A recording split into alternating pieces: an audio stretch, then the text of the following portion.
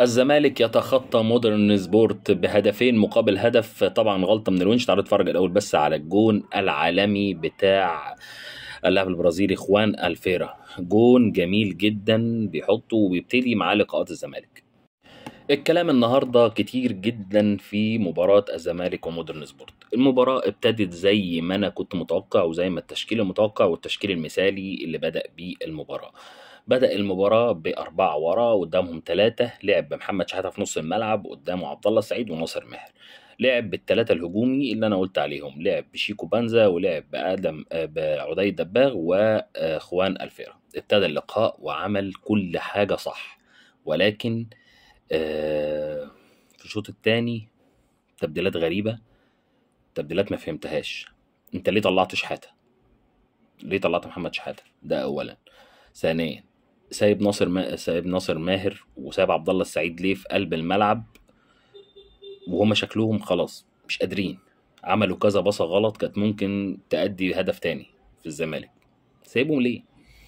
نزلت احمد شريف، ماشي. طب ما تنزل محمد اسماعيل، هات من نص الملعب دافع والعب على الهجمه المرتده. لا، انت طلعت خوان الفيرا، بعد كده طلعت شيكو بانزا، الاثنين اللي كانوا مشغلينك جوه. نزلت ادم كايد. طب ادم كايد قلنا بلاش جناح، خليه مكان عبد الله السعيد او ناصر ماهر. لا، بقوا ثلاثه في نص الملعب، ثلاثه معجزينك، مش قادر تهجم، ما عندكش اطراف بسبب الثلاثه. ورغم كده سبتهم برضو هم الثلاثه في قلب الملعب.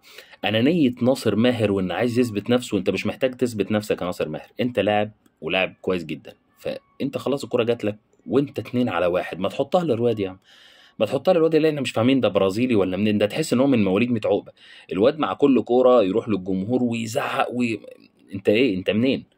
انا شاكك فيك، انت منين بجد؟ انا مش بحب اللي هو اطلع بلاعب قوي واقول هو ومش هو. لا، انا لسه منتظر منه كتير قوي. انا ما بحبش الناس اللي تزيط واحنا عندنا وما هنعمل وندمر واللعيبه. لا لا لا لا، لسه بدري على اللعيبه دي عبال ما تعمل. لسه بدري عبال ما تدي اكتر. احنا محتاجين منهم الاكتر، بس من الواضح ان انت ما عندكش وينج شمال تاني. انت عندك شيكو منزق، ما عندكش غيره. طب ليه ما نزلتش الواد المغربي؟ انت عندك يعني وينج تاني. طلعت اخوان الفيرا، نزل مكانه الواد المغربي، يبقى انت على الاقل مسكت جبهه. لا، انت طلعت ده وطلعت ده ورحت حاطط اتنين ولعبت بمهاجم تاني. طب الاتنين مهاجمين اللي انت بتلعب بيهم مين هيرفع لهم؟ هي دي الفكره، بس هي دي اللي عماله الفكره اللي بتيجي في دماغي. انت نزلت دلوقتي احمد شريف وناصر ماهر وناصر منسي، مين هيرفع لهم بقى عشان يهدفوا؟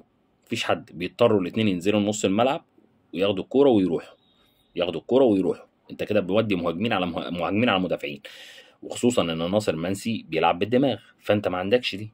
انت ما عندكش دي، ما لعبتش عليها. فاتمنى من اللي جاي ثبات التشكيله اولا.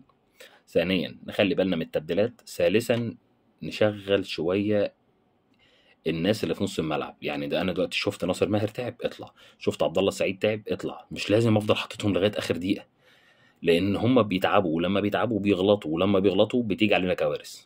ناصر ماهر كان يقدر يخلص كوره النهارده واحد على واحد يحطها للراجل جون. بعد كده في نص الملعب غلط غلطتين، اتضغطت عليه واتاخدت منه الكره، اتردت علينا في هجمه مرتده لولا بس الدفاع. الحكم بقى، هو انت ما شفتش الضرب اللي بيتضربوا لعيبه الزمالك؟ اه والله، يعني انت في عالم تاني، انت في عالم موازي. الراجل اتضرب ورجعت علينا بهجمه، وده اللي عندنا احنا انذار. طب ما هو الراجل مضروب. دي باينه اللعمه، باينه للعمه. رغم كده حلو صداره الدوري حتى الان. نتمنى ماتش فاركو يبقى احسن من كده.